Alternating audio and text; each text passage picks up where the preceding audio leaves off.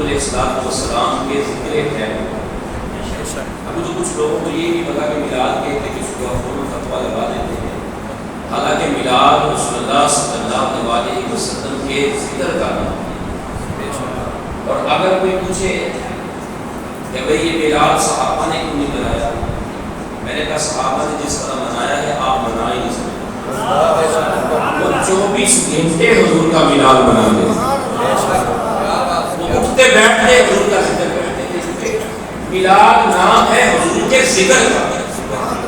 ہم مخصوص ایام میں اس لیے کرتے ہیں کہ ہم حضور علیہ السلام کے ذکر سے کٹ آف ہوئے، ہم الگ ہوئے ہیں. اس لیے اپنی قوم کا تعلق گنبد خضرا سے جوڑنے کے لیے ہم ان ایام میں مخصوص کر کے خاص طور پہ دوبارہ لوگوں کو بتاتے ہیں آؤ حضور کا میلاد بنا کر حضور کے ذکر کو عام کریں.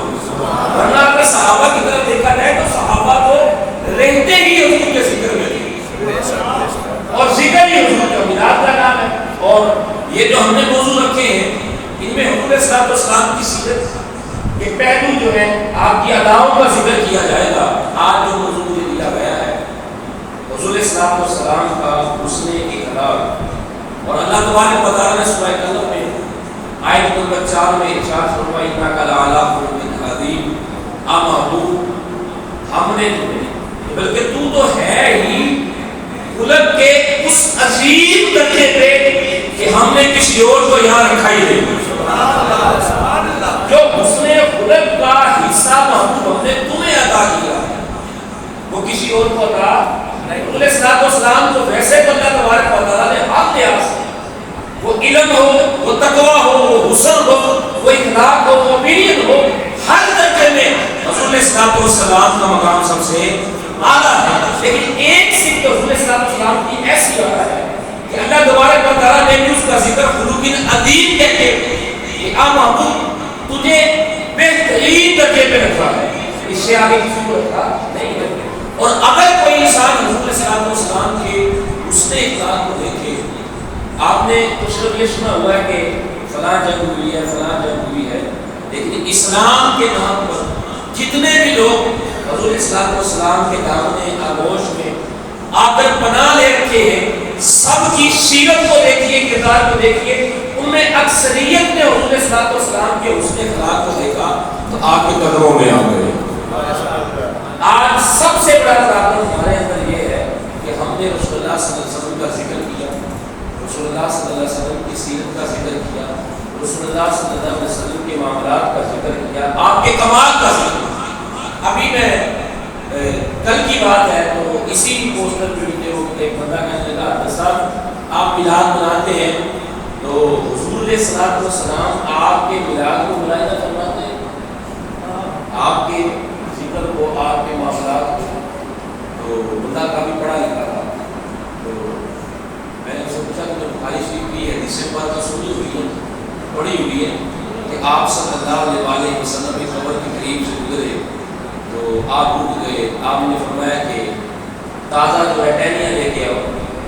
کہا جی یہ اچھی طریقے سے، میں نے کہا وہ سنائے مجھے. وہ کہنے لگا کہ رسول اللہ صلی اللہ علیہ وسلم وہاں گئے قبر پہ تو حضور نے فرمایا کہ تازہ ٹہنیاں لے کے آؤ، میں دیکھ رہا ہوں کہ قبر کے اندر عذاب ہو رہا ہے. میں نے کہا حضور کہاں کھڑے تھے؟ کہتا قبرستان میں. میں نے کہا نہیں کھڑے کہاں تھے؟ قبر کے باہر کھڑے تھے، قبر کے اندر کھڑے تھے؟ کہتا قبر کے باہر کھڑے تھے. میں کہا چل اس کو تھوڑا سا روک آگے چلتے ہیں. میں نے کہا معراج کی رات یہ بھی بخاری شریف کی حدیث سے بات ہے، حضور فرماتے ہیں میں موسیٰ علیہ السلام کی قبر کے اوپر سے گزرا تو میں نے دیکھا موسیٰ علیہ السلام اپنی قبر میں نماز پڑھ رہے تھے. میں نے کہا حضور نے کہاں دیکھا؟ قبر میں. میں نے کہا دیکھا کہاں سے؟ کہتا قبر کے وحی سے. میں نے کہا آپ پہلی حدیث کی طرف آپ رسول اللہ صلی اللہ علیہ وسلم نے قبر کے اندر دیکھا. کدھر دیکھا؟ حضور کہاں تھے؟ حضور کہاں تھے؟ حضور نے فرمایا میں نے دیکھا کہ قبر میں عذاب ہو رہا ہے. پھر جب موسیٰ علیہ السلام کی باری آئی تو فرماتے ہیں کہ میں نے دیکھا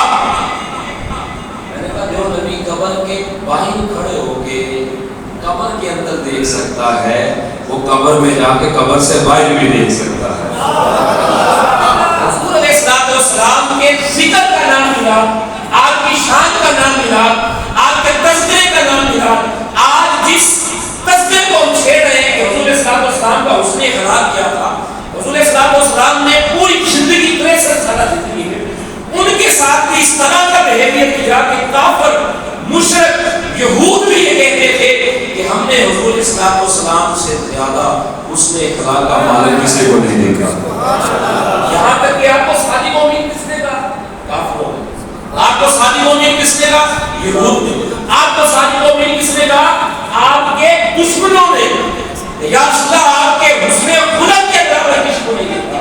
آقا کریم صلی اللہ علیہ وسلم کسی جنگ کا موضوع ہو، کسی سفر کا موضوع ہو، کسی تجارت کا موضوع ہو، کائنات میں جس طرح کی گفتگو کا انداز میرے مصطفیٰ کا تھا۔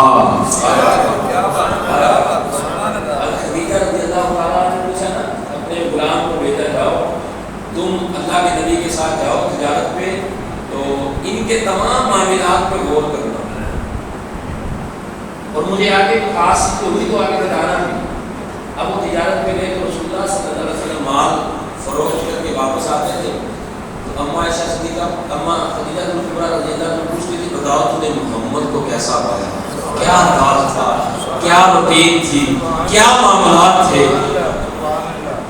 اب وہ غلام کہہ رہا کہ اما جی کیا بتاؤں، رسول اللہ صلی اللہ علیہ وسلم کے لب ہلتے تھے، دنیا آپ کے گرد جمع ہو جاتی تھی۔ آپ زبان مبارک ہلاتے تھے، لوگ چہرہ انور کو دیکھتے تھے، آپ کی گفتگو کو سنتے تھے، سارا مال خرید کے چلے جاتے تھے۔ فرمایا کہ رسول اللہ صلی اللہ علیہ وسلم کے انداز گفتگو کا یہ حال تھا، ایسے لگتا تھا جیسے تارے زمین پہ آ گئے۔ آپ صلی اللہ علیہ وسلم کے بعد جو بھی آیا، کوئی غلام آیا، اللہ تبارک و تعالیٰ نے آقا کریم صلی اللہ علیہ وسلم کو اس حسن خلق کا والی بنایا تھا کہ اگر کوئی شخص، ایک صحابی جو کبھی صحابی نہیں بنے تھے، ایک دن سے واپس آئے، حارث رضی اللہ عنہ، آپ صلی اللہ علیہ وسلم کی جو تلوار مبارک تھی وہ آپ کے بستر کے ساتھ تھی، اس نے آتے ہی اس تلوار کو ہاتھ پکڑا، کھڑے ہو گئے اور کہنے لگا اے محمد صلی اللہ علیہ وسلم، آج مجھے کون آپ سے بچا سکتا ہے؟ تو آقا کریم صلی اللہ علیہ وسلم نے فرمایا اللہ اللہ اللہ۔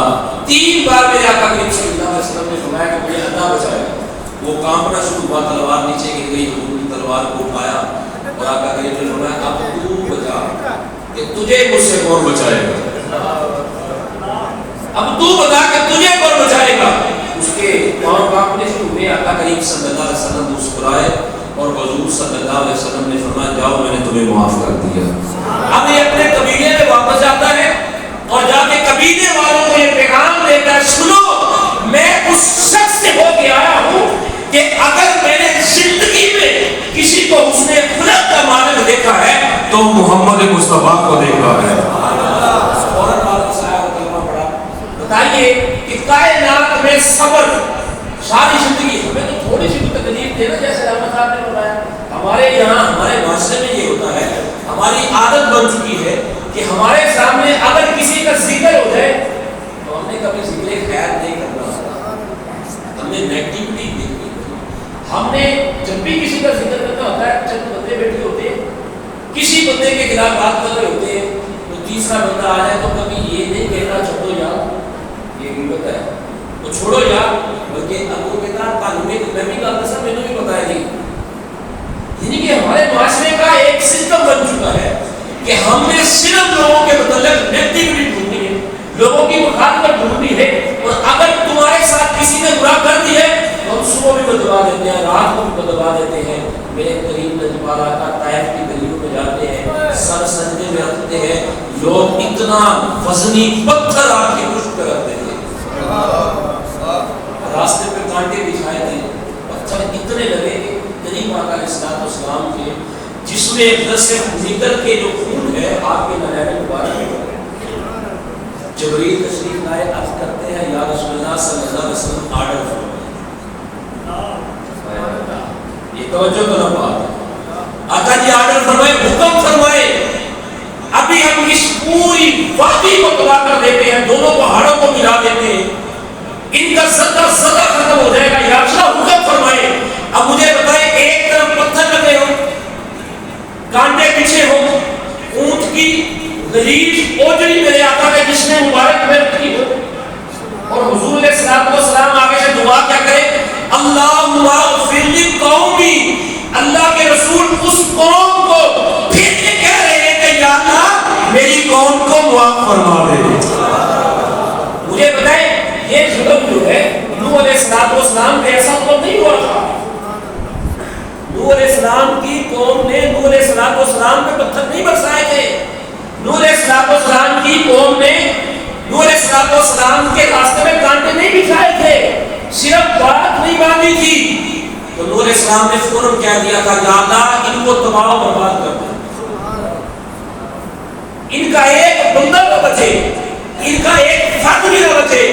میں نے کہا نوح علیہ السلام تھے، میرے کریم آقا پر اتنے ظلم کیے گئے، لیکن ہر بار میرے آقا نے ہاتھ اٹھا کے یہ کہا اللہم اغفر لقومی، سونیا یہ میری قوم دی معافی فرما دے۔ یہ نہیں فرمایا کہ یا اللہ ان کو تباہ و برباد کر دے۔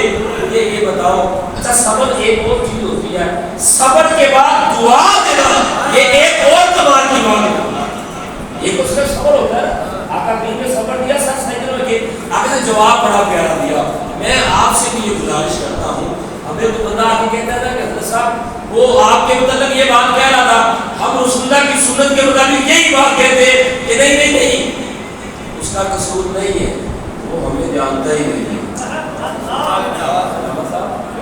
وہ ہمیں جانتا نہیں ہے۔ میرے آقا نے کیا کہا جبریل سے، جبریل نے آگے کہا یا رسول اللہ آپ حکم فرمائے، دونوں پہاڑوں کو ملاتے ہیں، ان کو کچل ڈالتے ہیں۔ انہوں نے فرمایا نہیں، جبریل تو مجھے جانتے نہیں، مجھے جانتے، انہیں یہ شعور نہیں ہے میں کیوں آیا، یہ میرے ساتھ تعلق میرے تعارف میں نہیں ہے، اس لیے جبریل ان کو تباہ نہیں کرنا، میں تو اللہ سے دعا کر کے ہٹا ہوں کہ یا اللہ اس قوم کو ہدایت عطا فرما۔ مجھے بتائیں، یہ تو پتھر مارنا سر سجدے میں ہو،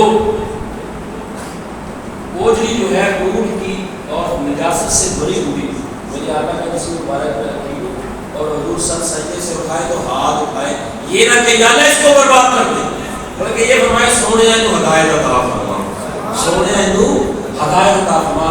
جتنے بھی تاریخ کے جتنے ایسے بڑے معاملات ہوئے، بڑے بڑے لوگ حضور کے قدموں میں آئے ہیں، وہ صرف حضور کے حسن خلق کی وجہ سے، حضور کے اخلاق کی وجہ سے آئے ہیں۔ حضور فرماتے ہیں کہ جب بندہ مومن جنت میں داخل ہوگا نا، کیونکہ وہ تو میرا حسن خلق ہے، اور آج یقین مانیے اگر ہمارے اندر حسن خلق کے معاملے میں ہمارا اخلاق خوبصورت ہو جائے نا، ہمارا یہ معاشرے میں رہنے کا انداز جو ہے خوبصورت ہو جائے۔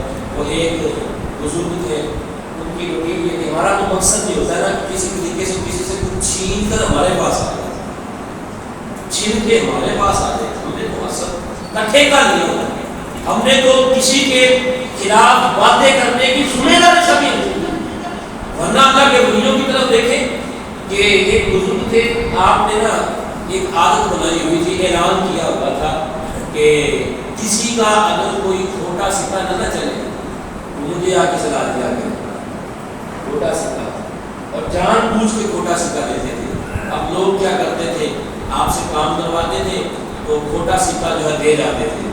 اب ان کے پاس نا ایک کافی تعداد میں کھوٹے سکے جمع ہو گئے۔ اب موت کا وقت آیا، تو جب موت کا وقت آیا تو آپ نے اپنے بچوں کو وصیت کی کہ مرنے کے بعد یہ سکوں والا ٹھیلا جو ہے یہ میری قبر میں رکھ دینا، چلتا نہیں ہے نا، سکے چلیں گے نہیں تو بیکار ہے، میری قبر میں رکھ دینا۔ انہوں نے کہا کہ ابا جی آپ کون سی وصیت کرے گا بیٹا، بس آپ مہربانی فرمانا یہ میری وصیت پوری کر دینا، میری قبر کے اندر یہ سکے جو ہیں کھوٹے سکے یہ رکھ دینا۔ اب کھوٹے سکے جو ہے وصیت کے مطابق قبر کے اندر رکھ دیے گئے۔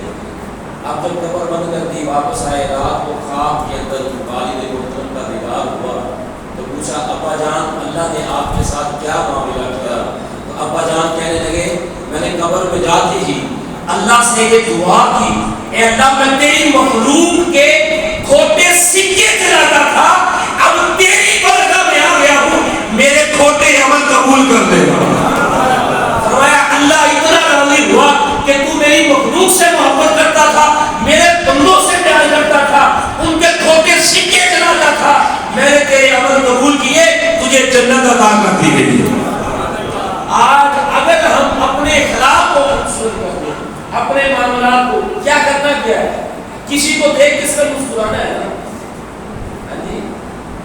جناب یہ آپ دیکھو وہ منہ کے 12 بچے ہیں جو آپ کو جانتا نہیں ہے, چھوٹی سی آپ کے ساتھ دعوت ہے وہ جناب آپ کو ایسے آپ کے نکال کے دیکھ رہا ہے. اس کے بدلے میں صحابہ سے کہا یا رسول اللہ, آپ نے فرمایا کہ صدقہ دیا کرو چاہے ایک مٹھی کھجور ہو.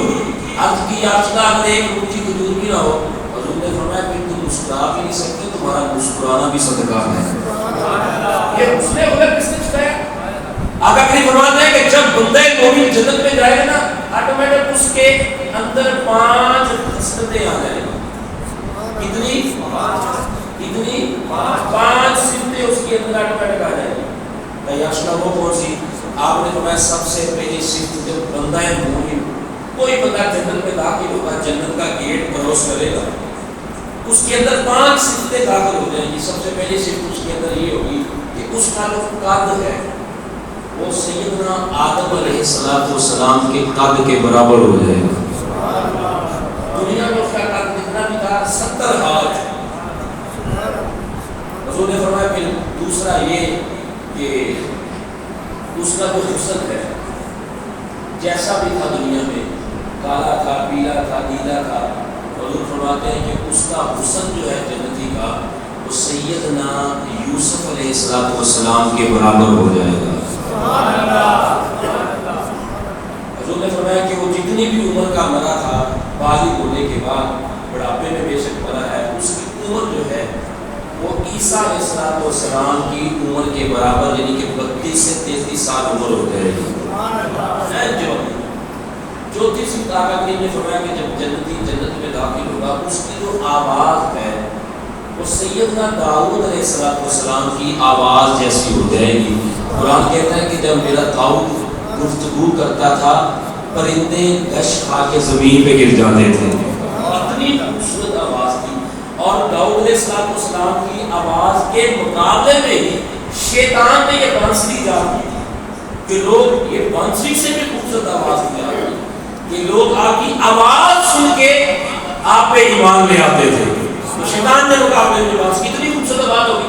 یہ 4 خصلتیں جنت میں داخل ہونے کے بعد, اور ایک روایت میں یہ ہے کہ جب بندہ جنت میں داخل ہوگا نا, جنت کے دروازے سے جنت کے اوپر والے حصے سے ایک پانی کا قطرہ جو ہے جنتی کے منہ میں داخل ہوگا تو اس کے اندر یہ خصلتیں شامل ہو جائیں گی. اس قطرے کی وجہ سے غیر ضروری بات کر رہے ہیں کہ اس کو اتنا خوبصورت کر دیا جائے گا کہ یوسف علیہ السلام جیسا اس کا حسن ہو جائے گا.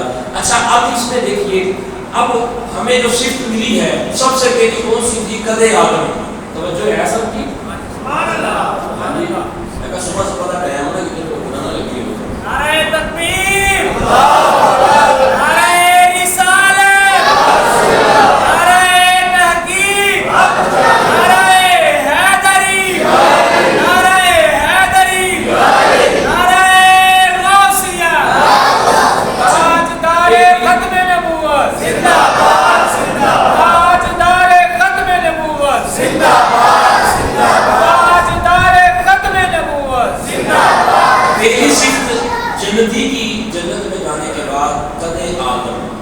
یاد رکھیں, یہ اپنے بچوں کو سنانا ہے, گھر میں جا کے اپنی فیملی کو یہ حدیث سنانی ہے. سب سے پہلا قد آدم, قد آواز داؤد, آواز عمر عیسیٰ, عمر عیسیٰ, عمر عیسیٰ, اس نے کہنے لگا آپ نے بڑی پیاری حدیث سنائی ہے لیکن جنت میں مصطفیٰ جیسا حسن کیوں نہیں ہوگا. میں نے کہا مصطفیٰ کا ذکر اس لیے نہیں کیا, دیکھیے اللہ تبارک و تعالیٰ نے یہ نہیں کہا کہ جنتی جنت میں جائے گا تو اس کا جو حسن ہے اس نے مصطفیٰ جیسا ہو جائے گا, عمر مصطفیٰ ہوگی. میں نے کہا پہلی بات یہ ہے کہ عمر مصطفیٰ کا تعین ہی نہیں کوئی کر سکا. حضور کی کتنی عمر ہے, حضور کب سے کب تک ہے یہ کسی کو نہیں پتا. اب آ جائے حسن مصطفیٰ کہ حسن مصطفیٰ جنت میں کیوں نہیں ہوگا. حضور علیہ السلام کے حسن کا بھی کسی کو نہیں پتا. عائشہ صدیقہ نے پوچھا تھا یا رسول اللہ یوسف علیہ السلام آپ سے اعلیٰ درجے کے کہ آپ کا درجہ زیادہ ہوتا ہے. فرمایا میرا, تو فرمایا اللہ نے حضرت یوسف کو اتنا حسن کیوں دیا تھا، آپ کو اتنا کیوں نہیں دیا؟ کہا مجھے بھی بڑا دیا ہے۔ کہا تو پھر یوسف علیہ السلام کو آخری وقت میں بغیر نقاب کے آپ نے پردہ کیا ہوتا تھا، کوئی بغیر پردے آپ کو دیکھ نہیں سکتا، تو آپ کو تو سبھی دیکھ لیتے ہیں۔ یوسف علیہ السلام کو ڈائریکٹ کوئی دیکھ نہیں سکتا تھا، آپ کو سبھی دیکھتے ہیں۔ تو حضور نے فرمایا ایسا آنکھیں بند کرو، آنکھیں بند کی۔ جب دوبارہ آنکھیں کھولی تو حضور کو دیکھا زمین پہ گر کے بے ہوش ہو گئی۔ جب ہوش آیا تو آپ نے فرمایا عائشہ پردہ ہم نے بھی کیا ہوا ہے۔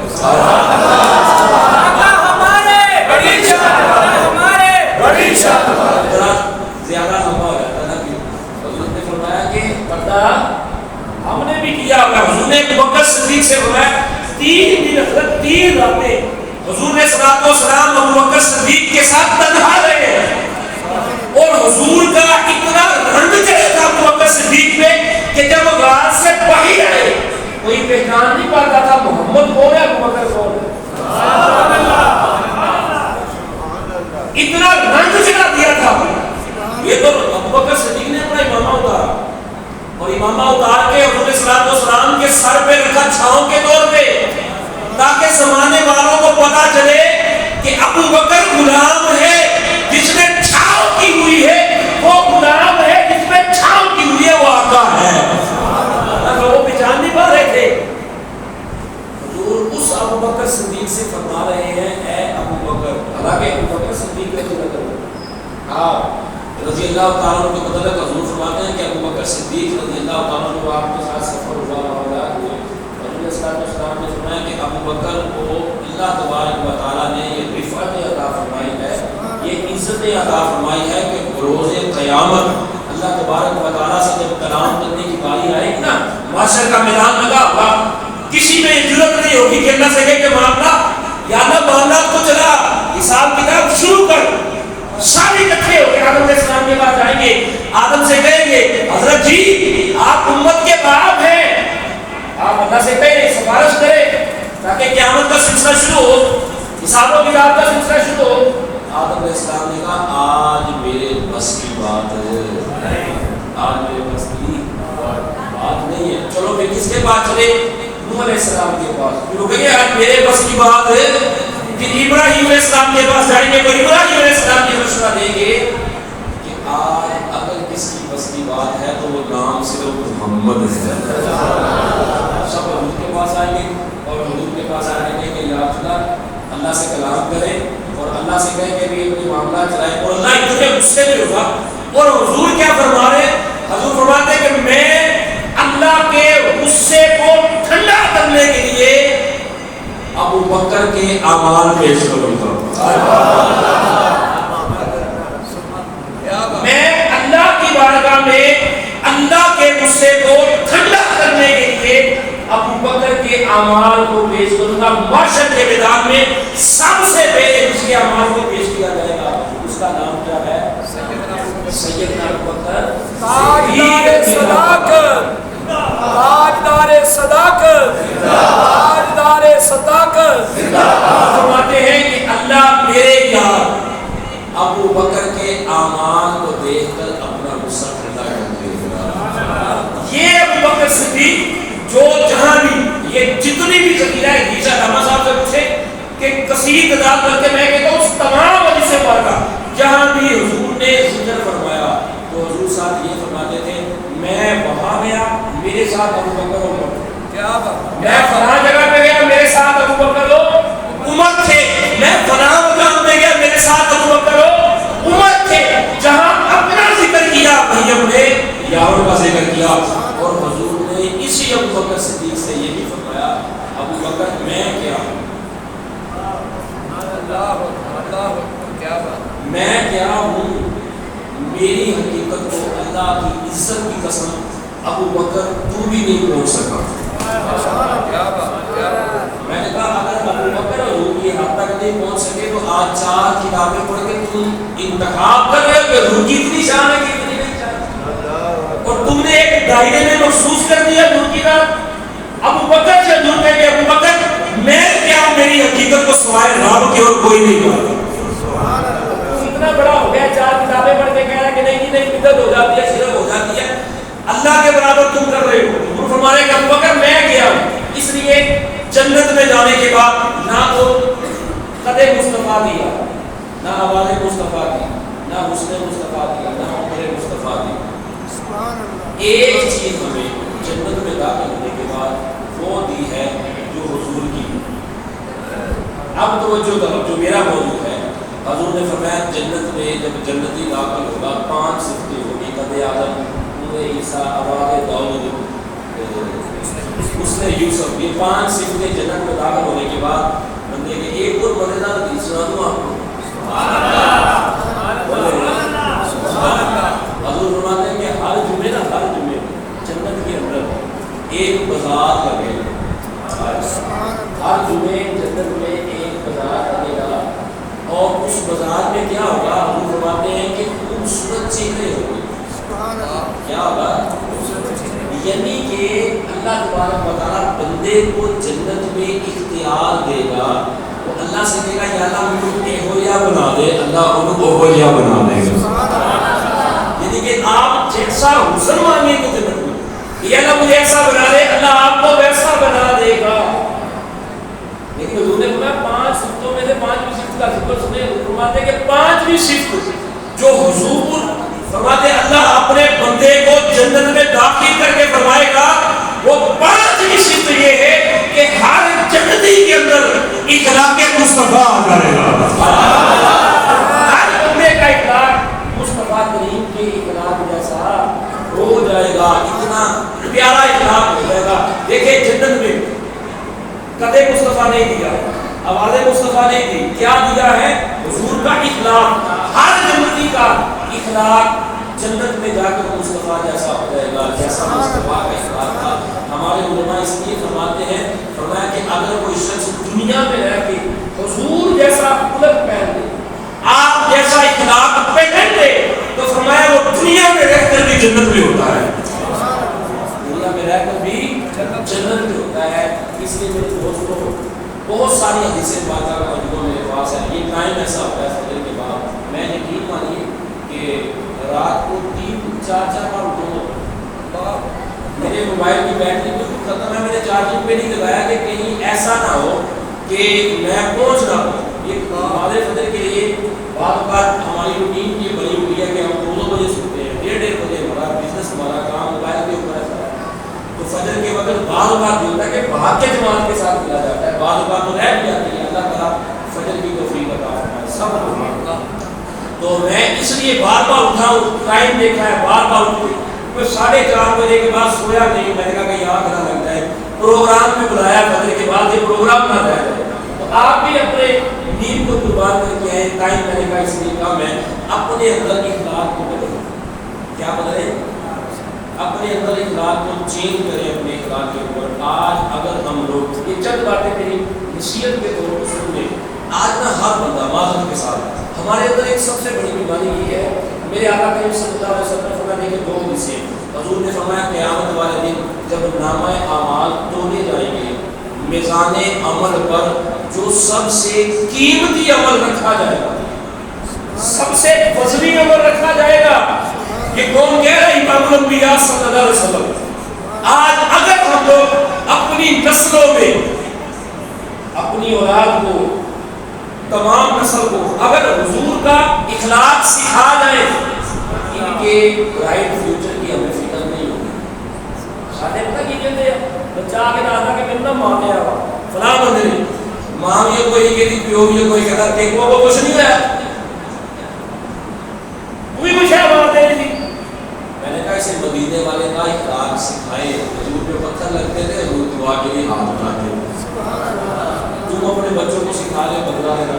حضور نے فرمایا قیامت والے دن سب سے وزنی عمل جو میدان عمل میں رکھا جائے گا وہ بندے کا حسن اخلاق ہے. بندے کا کسی کے ساتھ نرم مزاجی سے گفتگو کرنا. اور آقا کریم نے جو فرمایا انہوں نے فرمایا سنو، اللہ تبارک و تعالیٰ نے ہر اس بندے پہ جہنم کو حرام کر دیا، حرام کر دیا، حرام. اب کیا چلا کس کو؟ فرمایا جس کو اللہ تبارک و تعالیٰ نے نرم مزاج بنایا. ہر نرم مزاج بندے پہ جہنم حرام ہے. ہر نرم مزاج بندے پہ جہنم، اور حضور فرماتے ہیں ہر سخت مزاج بندے پہ اللہ نے جنت کو حرام کر دیا۔ نماز پڑھنے چاہیے بچہ ہے نا صاف، وہ بیچارے جنہیں بابے جڑے اللہ کے یہ بابے ہوتے ہیں، بابے دل کے سفید بال ہوتے ہیں، حضور نے فرمایا اگر کسی بندے نے سفید والے بالوں والوں کا حیا کیا، اس نے اللہ کا حیا کیا۔ جس مجلس کے اندر سفید بالوں والا کوئی بزرگ ہو نا، اللہ اس مجلس میں اپنی رحمت کی نظر فرماتا ہے معذرت کے ساتھ۔ لیکن ہماری مسجد میں کیا ہوتا ہے کہ کچھ بابے جو ہوتے ہیں وہ سلیکٹ ہوتے ہیں کہ انہوں نے پہلی صف میں آ کے نماز پڑھی، اگر ان کی جگہ پہ کوئی آ کے بیٹھ جائے نا تو وہ جناب صاحب غصے سے دیکھ رہے ہوتے ہیں۔ پھر اگر کوئی بچہ آ جائے ان کے ساتھ کھڑا ہو جائے تو جو بالوں پر پچھڑ جائے، یہ بچہ پیچھے اتنا ہٹ جاتا ہے کہ پھر مسجد میں بھی نہیں جاتا۔ اس کے بدلے ہم یہ کہ بیٹا سائڈ میں کھڑے ہو جائے، بیٹا ادھر ہو جائے، بیٹا ادھر آ جائے۔ بچے نے جب یہ دیکھنا کہ مسجد میں مجھے بیٹا کہہ کے پکارا، اس نے اذان ہوتے ہی مسجد میں بھاگ گیا۔ ہم کیا کرتے ہیں پیچھے ایک طرف کیوں نہیں ہے نا، بچے کہہ کے آئیں بچے آئیں مسجد، وہ بچہ جو ہوتا ہے بیچارہ مسجد میں بڑا اوکھا آیا ہوا کیونکہ آپ بھی گھر سکتا ہوا، اماں سے چھٹی ہوئی ہے، ایک کلا ہی بیچارہ مسجد آیا سی، اور ایک کلا مسجد ہے، انہوں نے تسی کیا پیچھے جا، ایک اتنا پیچھے ہوا تو میں انہیں کہا کہ ابا بھی سنتا، امی بھی سنتی ہے تو میں بھی سنتا، میں مسجد آ کے نہیں کرتا۔ ہمارے یہ بد اخلاقی کی وجہ سے، بد کرداری کی وجہ سے جو دین کو نقصان پہنچا ہے نا، ہم بائک پہ جا رہے ہیں، کوئی بندہ قریب سے تیز سے گاڑی نکال دے، اور تیری ایسی نہیں تیسی، وہ مجھے جانتا نہیں، آپ کون ہے بھائی، کیا تعلق ہے آپ کا، کیا چیز ہے آپ کی؟ جنید بغدادی ایک بادشاہ کے ہاں دعوت دینے گئے نا دین کی، تو اس نے کہا کہ جنید مجھے پہلے یہ بتا کہ تیری داڑھی زیادہ افضل ہے یا یہ میرے کتے کی دم تم سے زیادہ اچھی ہے، بہتر ہے؟ تو جنید بغدادی میرے ورگا ہوتا انہوں نے کہا واہ نہیں مسلمان ہونا ہو، دین کا کام ہی لوگ چھوڑ دیتے ہیں صرف لوگوں کے بھیجنے کی وجہ سے۔ لیکن جنید کیا کہہ رہے ہیں، فرمایا سنو بادشاہ سلامت، بات یہ ہے کہ میں بھی اپنے آقا کا کتا ہوں، اور یہ تیرا کتا ہے، اگر میں اپنے آقا کو کامیاب ہو گیا، آقا کو منانے میں، کل قیامت والے دن میرے نامہ اعمال اچھے ہوئے، میں بخشا گیا، تو میری داڑھی تیرے کتے سے افضل ہے۔ لیکن اگر قیامت والے دن میں پھنس گیا نا، کامیاب نہ ہوا، میرا مالک ہی مجھ سے راضی نہ ہوا، تو تیرے کتے کی دم میری داڑھی سے افضل ہے۔ نعرہ تکبیر، نعرہ رسالت، نعرہ تحقیق، نعرہ حیدری۔ اس مسجد میں نا علامہ فروغ صاحب کی وجہ سے لوگوں کا ذوق مجھے بڑا پسند ہے، آپ بڑی محبت کرتے ہیں، تو آپ کے اندر جو علامہ صاحب نے وہ ڈالا ہوا ہے نا ذوق، یہ بڑا زبردست ہے۔ اللہ آپ کو سلامت رکھے، اللہ آپ کو شاد و آباد رکھے، ٹھیک ہے؟ تو بات کیا ہو رہی تھی؟ تو فرمایا کہ اگر میں اپنے مالک کو راضی کرنے میں کامیاب ہو گیا نا تو میری داڑھی تیرے کتے کی دم سے افضل ہے، لیکن اگر میں اپنے مالک کو راضی کرنے میں کامیاب نہ ہو سکا، تیرے کتے کی دم مجھ سے افضل ہے، میری داڑھی سے افضل ہے۔ آج ہر بندہ لوگوں کی طرف ایسے امید رکھتا ہے، فرماتے ہیں اس وقت تک کسی کے عیب کو بیان نہ کرو جب تک تمہیں اس چیز کی گارنٹی نہ مل جائے کہ تم کامیاب ہو جاؤ۔ موسیٰ علیہ السلام کے دور میں ایک بندے نے زنا کیا، حد لگ گئی کہ تو پتھر مارو، اسے سنسار چھوڑو، زنا کی حد یہی ہے نا، باقی شریعتوں میں بھی یہی تھا، تو چلے گئے۔ اب پورا علاقہ قبیلہ جو ہے وہ پتھر ہاتھ میں پکڑے ہوئے اور اس بندے کے پتھر مارنے کے لیے ایک میدان میں جا رہے ہیں۔ اس بندے نے موسیٰ علیہ السلام سے پتا کیا کہا؟ اس نے کہا موسیٰ علیہ السلام کہ اللہ کے نبی میری سزا منتخب ہو گئی، اب مجھے پتھر ملے، لیکن میں آپ سے ایک سوال کرتا ہوں، ایک اعلان فرما دیں۔ کیا اعلان فرمانا ہے؟ کیا فرمایا اعلان فرما دے کہ مجھے پہلا پتھر اس نے مارنا ہے جس نے زندگی میں یہ گناہ نہیں کیا۔ سارے بات آج اگر ہم اپنے آپ دیکھیں نا جناب، اپنی تنہائیاں دیکھیں تو ہمیں کوئی بندہ گناہ گار ہے، بولے یار ایسا ہے ہمیں ایک بندہ مل جائے نا کہ جو کوئی غلط کام کرتا پکڑا جائے تو ہم کیا کرتے ہیں؟ وہ بھائی ہم بچے ہوئے، ہم پکڑے نہیں جا رہے، ورنہ ہر جرم ہمارے اندر بھی موجود ہے۔ اس بات پہ شکر ادا کرنا چاہیے کہ مبینہ کرنا چاہیے کہ اللہ شکر ہے تو نے ہمارے عیب چھپائے ہوئے۔ یہ تو اس دن پتا چلے گا جب حضور فرماتے ہیں کہ بندے کا اپنا ہی نامہ اعمال پکڑا کے ساری کائنات کے سامنے کھڑا کیا جائے گا اور فرمایا جائے گا بتا لوگوں کو کہ تو تنہائی میں کیا کرتا تھا، جنت میں کیا کرتا تھا۔ حضور فرماتے ہیں تم اپنا نامہ اعمال قیامت کے دن پڑھ کے نہیں سنا سکو گے۔ ہے کسی نے اتنی وسعت کی وہ اپنا نامہ اعمال پڑھ کے سنا دے گا؟ اپنے ہاتھوں سے تو لکھوایا۔ تو جب میرے بھائی ہم اپنا نامہ اعمال پڑھنے کی طاقت نہیں رکھتے تو ہمیں لوگوں کے نامہ اعمال میں انٹرفیئر ہونے کی ضرورت ہے۔ بولے آج ہر بندہ صرف تنقید، کوئی بندہ موضوع فخر بن جائے خیر نہیں ہے اس بندے کی، پر بچے اڑا دیتے ہیں۔ ہر جگہ دیکھ لو، دکان پہ بیٹھے تو کسی بندے کا تذکرہ چل رہا ہے، آفس پہ بیٹھے ہیں، کام پہ بیٹھے ہیں تو بس چگلیاں، بس قیمتیں، وہ ایسے کیا ہو رہا ہے؟ ایک اللہ کے ولی نا مصری میں جا رہے تھے تو میری جہاز سے گئے تھے تو وہاں پہ لوگ شراب پی کے مستیاں کر رہے تھے۔ 11 نوجوان تھے، شراب پی ہوئی تھی تو اس اللہ کے ولی کو بھی تنگ کر رہے تھے، کبھی ادھر سے چھیڑ چھاڑی، کبھی ادھر سے۔ مریدوں نے کہا پیر صاحب ان کو بددعا دیں، ان کا بڑا گھر ہو جائے، آپ سے تو نہیں دے رہے۔ آپ نے ہاتھ اٹھایا، یا اللہ سنے اللہ، یہ جس طرح دنیا میں مزے لے رہے ہیں، انجوائے کر رہے ہیں، یا اللہ انہیں جنت میں بھی مزے عطا فرما۔ وہ مرید کہنے لگے رسول یہ کیا کیا آپ نے؟ آپ کو کہا تھا بددعا دیں، آپ کو تنگ کر رہے ہیں، ہمیں بددعا ہی دی ہے، ٹینشن نہ لیں۔ تھوڑی دیر ہوئی، سفر آگے کو گیا، اب جب آگے کو گیا وہ 11 بندوں نے اللہ کی بارگاہ میں توبہ کی اور 11 کے 11 بندے اللہ تبارک و تعالیٰ نے اپنے ولی بنا دیے۔ ایک بات سنیں، ایک فیصلہ کریں۔ ہمیں کوئی بندہ بے نمازی نظر آیا، ٹائم تھوڑا سا میرا بڑھ گیا ہے اس لیے کہ انہوں نے کہا کہ لنگر آ رہا ہے، اس لیے آپ خوشی سے بیٹھے سبحان اللہ کہہ دیں۔ آخری باتیں، میرا موضوع ختم ہو چکا ہے، مجھے آپ ایک بات بتائیں، ہم اگر اپنی عادت تھوڑی سی بدل لیں، کیا بدلیں؟ ایک بندہ ہے جو نماز نہیں پڑھ رہا، مسجد کے سامنے اس کا گھر ہے، مسجد کے ساتھ اس کی دکان ہے، ہم بجائے یہ کہنے کہ کسی سے وہ آپ یہ ہوئے وہ مسجد میں لاگے ہو کے نماز نہیں پڑھ رہا، اگر ہم یہ کہنے کی بجائے مسجد میں آ کے نماز پڑھ کے اللہ سے کہیں سو یار آپ مسجد کا گوانی نماز نہیں پڑھتا، ان نمازی بنا دے۔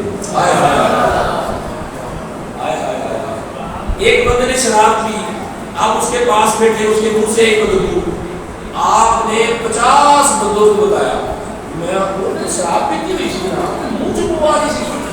اگر ہم نے یہ کہنے کی بجائے اللہ کی بارگاہ میں یہ کہا ہوتا سونے ربا کہ تیرے نبی کا امتی آ انہوں ہدایت عطا فرما دے۔ ہم نے گناہگار کو دیکھ کر اس سے نفرت کی ہے، اور میرا نبی کتنا قریب ہے کہ گناہگار کو دیکھ کے اس بندے سے جو گناہگار تھا اس سے زیادہ محبت کی ہے۔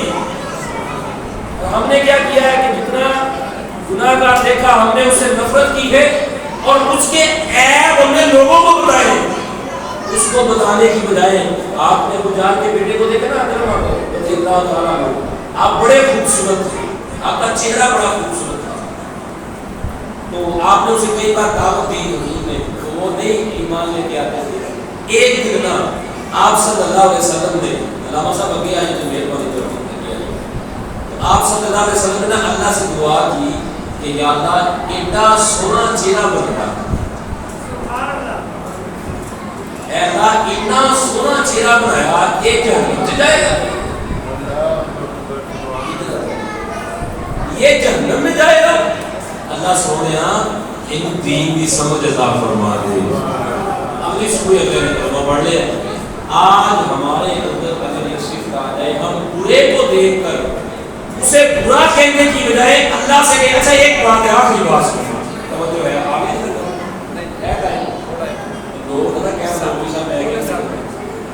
توجہ. اچھا میں ایک بات سن لیں یہ جو باتیں میں نے آپ سے کی نا حالانکہ میرے لیے کتاب کرنا بڑا مشکل ہے اس کی وجہ ادھر بچوں کی باتیں آ رہی ہیں ٹوٹ کے ادھر جا رہے ہیں ادھر جا رہے ہیں. حالانکہ اس حالت میں مجھ سے کتاب نہیں ہوگا نعت خانی ہو جاتی ہے وہ جو سروں والا کتاب ہوتا ہے وہ تو آسان ہے ہو جاتا ہے کیونکہ اس کے لیے یہ فکر نہیں ہوتی کون آپ کو دیکھ رہا ہے آپ بس کتاب کر رہے ہیں. لیکن میرا جو گفتگو کا انداز ہے جب تک آپ آئی کانٹیکٹ نہیں کریں گے مجھ سے کتاب لیکن میں پھر بھی کیے جا رہا ہوں. نعرہ تکبیر نعرہ رسالت نعرہ رسالت نعرہ حیدری نعرہ تحقیق علماء اہل سنت فیض رضا فیض رضا فیض حضور محدث اعظم پاکستان علماء اہل سنت تاجدار ختم نبوت تاجدار ختم نبوت لبیک لبیک لبیک یا رسول اللہ لبیک لبیک لبیک یا رسول اللہ لبیک لبیک لبیک یا رسول اللہ لبیک لبیک لبیک یا رسول اللہ لبیک لبیک لبیک یا رسول اللہ لبیک لبیک لبیک